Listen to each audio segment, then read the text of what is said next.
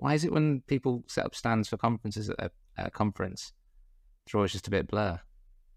Yeah. There's a need for better like country advertising. Or just actual exhibition stands. And it's funny because I was working on so many branding B2B brands last year, and inevitably in whatever industry you're in, there's some kind of big industry event.